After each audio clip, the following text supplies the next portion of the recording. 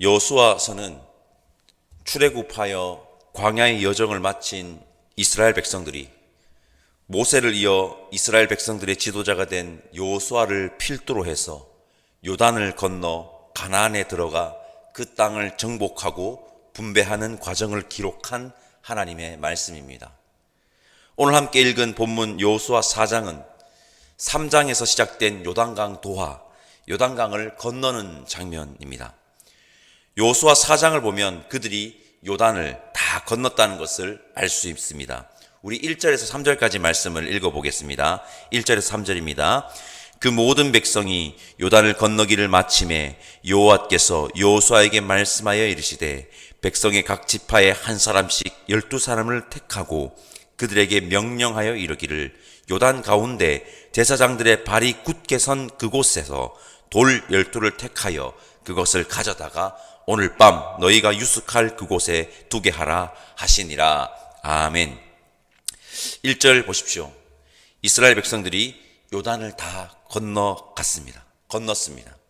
요단을 건넌 후 하나님께서 여호수아에게 명령하시는데 그것은 각 지파에 한 사람씩 12사람을 택하여 요단 가운데 제사장들의 발이 굳게 선 그곳에서 돌 12를 택하여 가져다가 진영 길갈에 쌓아 기념하라는 것입니다.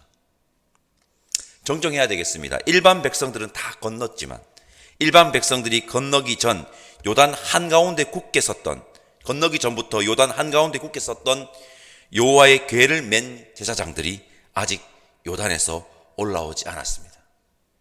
엄밀히 따지면 그들도 이스라엘 백성들이니 다 건넌 것은 아닙니다. 여호와의 궤를 맨 제사장들, 그들은 이스라엘 백성들이 다 건넌 후에 제일 마지막으로 요단에서 올라옵니다. 그들은 모든 백성들이 하나님의 언약궤, 증거궤를 보면서 안전하게 건널 때까지 굳게 요단강 한가운데 서 있었습니다. 이스라엘 백성들은 남자만 60만 명입니다. 이게 보통 일이 아닙니다. 저는 이 장면을 볼 때마다 하나님의 일을 감당하는 모든 사역들이 가져야 하는 자세를 배웁니다. 제사장, 그들은 제일 먼저 그리고 제일 나중이었습니다. 사역자 역시 제일 먼저 그리고 제일 나중이어야 합니다. 그리고 제일 중요한 것은 증거궤는 무엇을 상징합니까? 하나님의 임재입니다. 그리고 그 증거궤 안에는 무엇이 들어가 있습니까? 두 돌판, 십계명, 율법, 즉 하나님의 말씀이 들어가 있습니다. 하나님의 일을 감당하는 사역자들은 하나님과 함께 해야 하고 하나님의 말씀을 들고 있어야 한다는 것입니다. 그 장면을 제사장들이 이스라엘 백성들에게 보여주었듯 이 시대의 사역자 역시 그 모습을 보여주어야 할 것입니다. 저는 오늘 저는 증거궤의 위치를 통해서 우리에게 주시는 하나님의 메시지를 발견하려고 합니다. 중동 지역 날씨는 건기와 우기의 기후로 구분됩니다. 요단강 역시 건기에는 물의 양이 적고 우기에는 물의 양이 많습니다. 그들이 건넌 시기는 물의 양이 많았던 시기가 분명합니다. 여호수아 3장과 4장에서 그 시기가 요단에 물이 많아 넘쳤던 시기라고 분명하게 성경은, 하나님의 말씀은 말하고 있습니다. 하나님의 증거궤를 맨 제사장들이 요단 물에 발을 잠그자 물이 끊겼고 요단에서 올라오자 물은 전과 같이 넘쳤습니다. 그리고 항상 이스라엘 백성들을 앞서가던 증거궤가 요단 한가운데 딱 서서 이스라엘 백성들이 다 건널 때까지 그곳에 머물러 있었습니다. 여호수아 4장 말씀을 묵상하는 가운데 저는 요단강에 물이 흘러넘쳤던 그 물이 세상의 물결과도 같다는 생각이 들었습니다. 세상의 물결이 아무리 거칠게 흘러도 하나님이 함께 할 때, 하나님이 말씀이 선포될 때 그 물결은 끊기게 되며 그 물결이 우리를 절대 삼키지 못한다는 생각이 들었습니다. 저는 하나님께서 증거궤를, 항상 앞서가던 증거궤를 요단 한가운데 세우신 이유가 여기에 있다고, 분명히 있다고 봅니다. 여기에 항상 이스라엘 백성들을 앞서가던 그 증거계를 하나님께서 요단 한가운데에 세우신 이유가 있습니다. 증거계가 요단 한가운데에 없으면 물을 끊기게 못하시는 하나님이십니까? 증거계가 신령한 어떤 효염이 있어서 물이 끊긴 것입니까? 아닙니다. 그것이 아니라 하나님이 행하셨기에 물이 끊긴 것입니다. 증거계가 요단 가운데 없어도 하나님은 충분히 물을 끊기게 하실 전능하신 하나님이십니다. 하나님께서 세상이라는 가나안으로 향하여 건너는 이스라엘 모든 백성들에게 요단 한가운데 증거계를 두시고 건너게 하시며 증거계를 보게 하신 이유가 저는 이것이라고 확신합니다. 너희들 잊지 마라. 그곳에서 나와 함께 해야 한다. 그리고 그곳에서 항상 하나님의 말씀 앞에 있어야 한다. 그래야 너희들이 산다. 앞서가던 증거계가 딱 멈춰서 모든 이스라엘들이 건널 때까지 딱 그곳에 있습니다. 그리고 그 이스라엘 백성들을 건너면서 그 언약궤를 보았을 겁니다. 그리고 하나님께서는 여호수아에게 명령하여 12지파에게 한 사람씩, 12지파에서 한 사람씩을 선발하여서 제사장이 서 있는 곳까지 직접 가게 해서 증거궤를 눈앞에서 다시 보게 하고 그곳에서 돌을 주어 쌓아 기념케 하라고 하십니다. 우리 4절에서 7절까지 말씀 한 목소리로 읽어보겠습니다. 4절에서 7절입니다.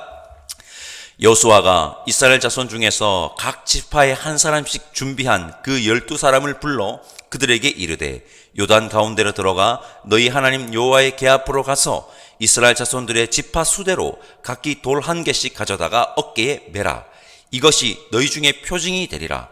후일에 너희의 자손들이 물어 이르되 이 돌들은 무슨 뜻이냐 하거든 그들에게 이르기를 요단물이 여호와의 언약궤 앞에서 끊어졌나니 곧 언약궤가 요단을 건널 때에 요단물이 끊겨졌으므로 이 돌들이 이스라엘 자손에게 영원히 기념이 되리라 하라 하니라. 아멘. 5절 각 지파에서 선발된 12명은 여호와의 궤 바로 앞으로 가서 돌을 한 개씩 가져옵니다. 각 지파에서 선발된 12명에게 다시 한번 똑똑하게 거룩한 증거궤를 마주하게 하는 겁니다. 이 12명, 그들은 12지파를 대표하는 지도자급이었을 겁니다. 그들은 잊지 말아야 합니다. 그들은 가나안에 들어가서 세상의 풍조와 물결에 동조하여 세상의 가치로 지파 사람들을 인도하여서는 안 됩니다. 그들은 하나님과 동행하는 삶이 최고의 삶이며 하나님의 말씀으로 살아가야 함을 누구보다 더 정확하게 기억하여야 하고 그들에게 그렇게 살아가자고 해야 합니다. 그것보다 더 앞서야 하는 것은 바로 자신이 그렇게 그 삶을 살아가야 한다는 것입니다. 그렇게 가지고 온 돌을 진영에 쌓아 기념에 되게 해야 하는데 이제 이 기억은 이스라엘 백성들이 대대로 간직해야 하는 기억입니다. 오늘 본문에서 말하는 기념은 단순히 그때 그런 일이 있었지 하면서 넘기는 그런 기념이 아닙니다. 오늘날도 마찬가지입니다. 우리가 역사의 기억 앞에 섰을 때 옛날에 그런 일이 있었지 그것으로는 역사의 기억 앞에 바로 선 자의 바른 자세가 아닙니다. 나는 그렇게 살아가지 않겠다. 나 역시 그렇게 살아가겠다. 결단하는 것이 역사의 기억 앞에 바로 선 자의 자세입니다. 저는 이렇게 정의하는 역사의 정의에 동의합니다. 역사는 과거 지향적인 학문이 아니라 미래 지향적인 학문입니다.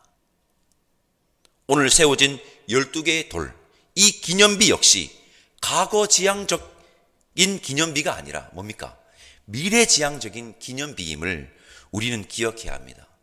이 기념비의 메시지는 우리에게도 그대로 적용되는 하나님의 메시지인 것입니다. 우리 19절에서 22절까지 말씀 읽어보겠습니다. 19절에서 22절입니다. 첫째 달 10일에 백성이 요단에서 올라와 여리고 동쪽 경계 길갈에 진 침에 여호수아가 요단에서 가져온 그 12돌을 길갈에 세우고 이스라엘 자손들에게 말하여 이르되 후일에 너희의 자손들이 그들의 아버지에게 묻기를 이 돌들은 무슨 뜻이니까 하거든 너희는 너희의 자손들에게 알게 하여 이르기를 이스라엘이 마른 땅을 밟고 이 요단을 건넜음이라. 아멘. 하나님께서도 분명히 말씀하십니다.